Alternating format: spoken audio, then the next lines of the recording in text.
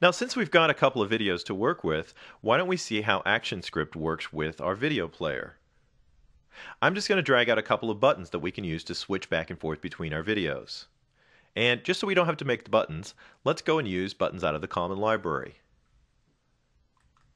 I'll go bring up my Common Library and select the Buttons category.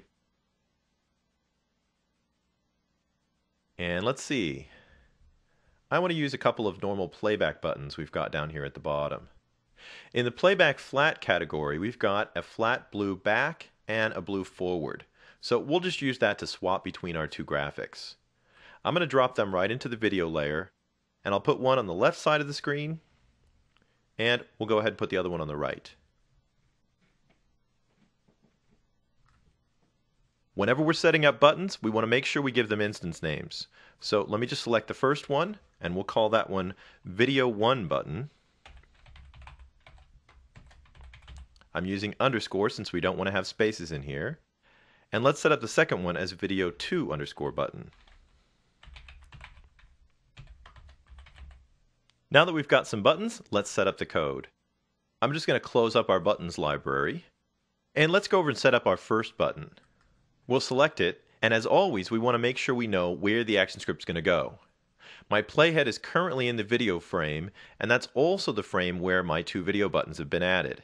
It's always a good idea to keep your buttons and your ActionScript together. So I'm going to leave my playhead where it is. I'll leave my selection on the first button, and we'll go over to our code snippets window. Now this time, I'm going to be pulling something out of the audio and video category. So let's open up that folder. And we've got a lot of controls to stop, play, and pause video.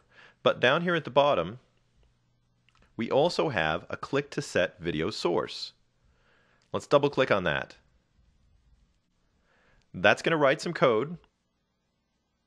We can see the A and the keyframe appeared right in frame 80, so we've got everything in the right spot. Now let me click in here, and we can see what we've got set up. We need to replace the video instance name below with the instance name of the FLV playback controller.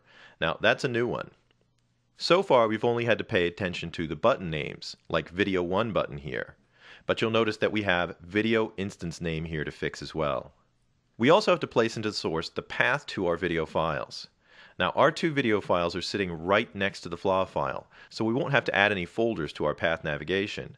I'm just going to select everything inside of the quotes here, and we'll type in the name of our first video, which is ballooning.f4v.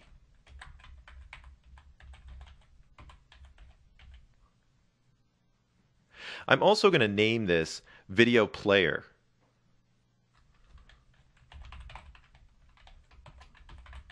I'm using an underscore once again because we don't want to have any spaces in our names. And I'll need to make sure that this name matches the instance name of the player on our stage. So let me select that, and I'll just copy the name. Let's get my ActionScript out of the way for a second. And I'm going to click on the video player itself, and you can see that it also has that instance name field. I'll just paste in video player as the name, and now our code will match up. Let's go ahead and set up the second button. My playhead's still in the right spot, so I can just click on the second button, go to my code snippets panel, and we'll use click to set video source again. We've got another set of code, so let me click into it and scroll down. And we've got the same things to set up. Since we pre-named our video button, we've already got that taken care of. But you can see it says video instance name here again. So I'm just going to select that. And I think I can still paste the name of our player, video player, into that spot. And now we'll just load in the path to the other video. That's going to be streetluge.f4v.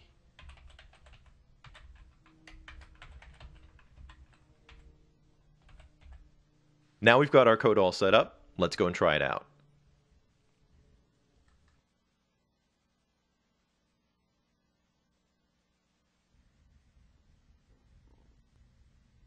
Let's just go click on our video button.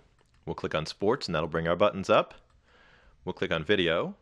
Now you can see my first video starts playing because we had it set up in the program. I'll just hit pause for that one, and we can go back to our buttons now. When I click on the first button, that's going to load up our ballooning video.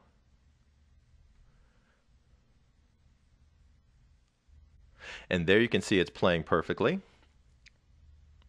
And I can go over and click on the other button, and that will change our video load back to the Street Luge. We can click on either button now and load the video up and play it back. So let's close that on up.